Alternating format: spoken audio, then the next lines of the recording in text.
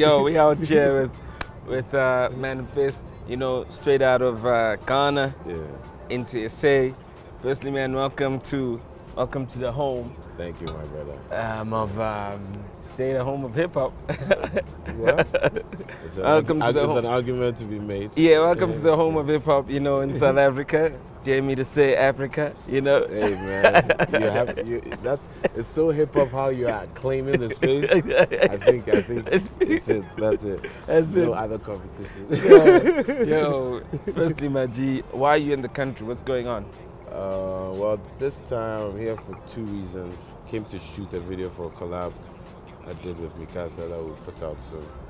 That's number one. Number two, this is a very non-hip hop reason, is I'm doing some work with the Ghana South Africa Business Chamber. Yeah. So I'm on a trade mission with them. Alright. I know it sounds very foreign.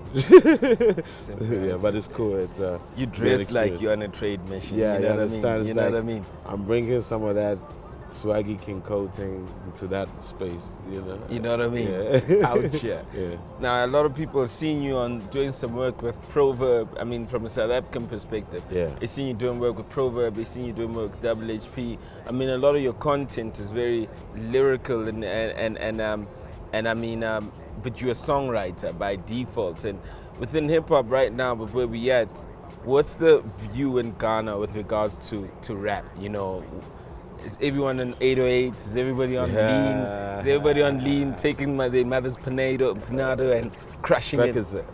Either Mali.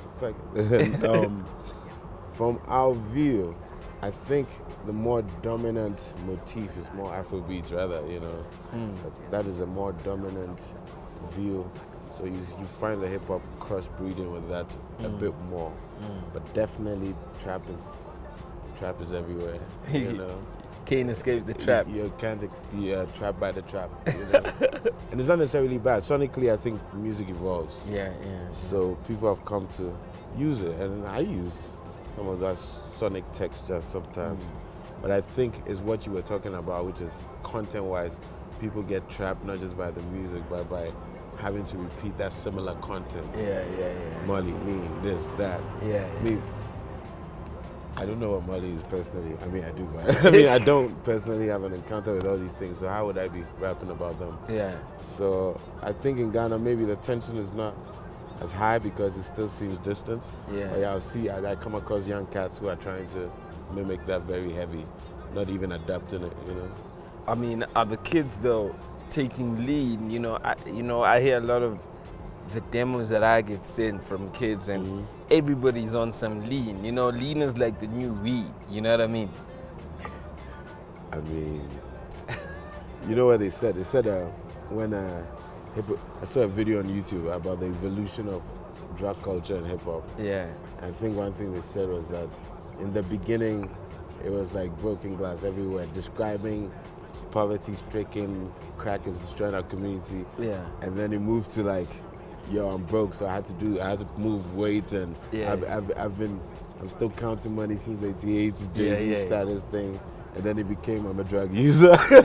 Yeah. So we're in the era of the drug user, yeah. right? Yeah, we're in the era of the drug user. Yeah. Look, man, I don't like to personally be a moralist about things, because I think we also know hip hop is rooted in rebellion and individuality of being able to do what you want to do, which is cool, so long as you're not harming people. So I don't want to get on a moralist kind of tip, but I do think people are following too hard. You know, there's that sense of more following. Yes, that sense of individual freedom or trend setting that hip hop is supposed to come with. It's funny enough, is trapped by the trap movement. How interesting that. I was thinking the other day that, like, you know, I'm sure you grew up around hip hop people as a kid, but you know, those people you grew up, they were always followers. The guys would be into hip hop, but they'd be into everything else. And hip hop was one of the things, you know? And those guys, like, over time, you know, they kind of disappear, you know? But because you probably are passionate about it, you're always in the scene, and you grow with the game. I feel that, like, right now, because of how easy it is to make music, a lot of the kids, the guy that wasn't going to make it is actually got a joint. And he could make it by mistake, and he won't know what to do with it. I mean, it's the reality. It's a good thing because I think we're all born with artistic inclinations, you know. But over the years, things like we're civilized out and lose a lot of our artistic things. So that's why a lot of people gravitate towards that because everybody is born with some kind of. Yeah. So it's a good thing to allow people to express, you know. Just people have to deal with reality sometimes. It's not for everybody. It's not for everybody. You know, yeah, because there are people in the music business, for instance, in the world who began maybe as songwriters or had one hit and then they veered into something else, became like, you know, Tracy Lee became like a lawyer. You know, I think, what's his name? I can't remember his name. He used to write for Milli Vanilli. Wycliffe became almost the president. But he had a whole career. But I'm just saying, people should express, you know. People should express. There needs to be a bit of quality control, but people should express themselves. They should feel free. Yeah, I don't feel threatened by it. I don't feel too annoyed by it. You know? My way is that I feel that anyone can do music now, but I think that like the people that are really passionate, that really go, they'll always stand out. Definitely. So, you know, we got waves, I mean, and I'm using the word waves as a pattern. We got waves and waves of songs and studios that are created by a lot of people, and the point is that it's not for everybody. Only the guys who really do it and really know how to articulate and create music are going to stand out. You know what I mean? Definitely. The cream will always rise to the top. That's for sure. Yeah. What's the game like though in Ghana? And I just want to get an understanding. Just, I mean, you do say there's a mix, but like, what's the youth like from a music perspective and just, I mean, are they even aware of some of the artists that are out there in Africa that are just doing well from a hip-hop perspective, per se? See, internet media has changed everything. So, you know, you have Trace, MTV Base, used to be Channel O. People are watching all these videos come from everywhere. The kids are taking their cues from a lot of these things. They take their cues from there, so they will know a Questa, they will know a Nasty C. They might not. They would definitely know a Casper, you know, because these things cross through. So Ghanaian kids are consuming a lot of that. I mean, but at the same time, we also live in a climate that's dominated by Afrobeats, you know. So there's a bit of always a struggle between hip hop because Afrobeats is informed, on our side is informed by the hip hop as well. So if a kid, right, is coming up and is trying to make it, and then somebody's telling them, yeah, but you know, you need a song like this because you know this is the wave. You see that whiskey thing, blah blah blah blah blah. You know, kid is struggling to figure out their musical identity at that point. It's like, does it rob them of their hip hopness, or so there's all these conflicting things going on.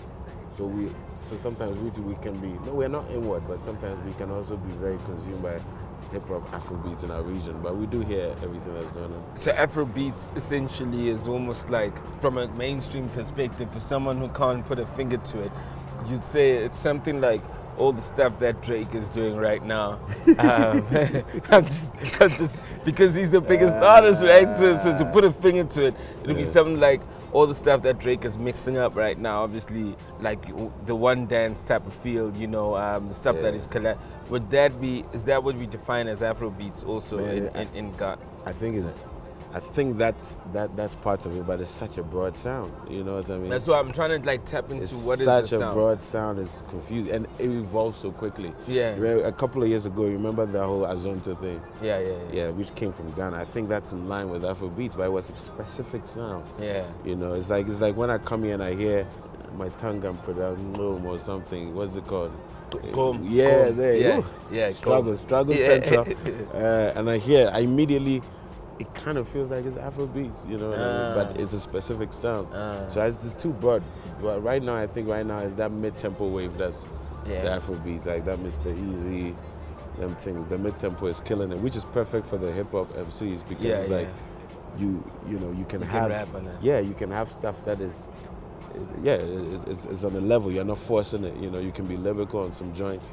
For me, for instance, I could do that, you know, I could go beast mode on certain things. Like when I go to, like I went to England and DJ threw on one of those beats, it was simple for me because let's go, you know. So the struggle is still happening in terms of defining it, which is good. It needs to evolve.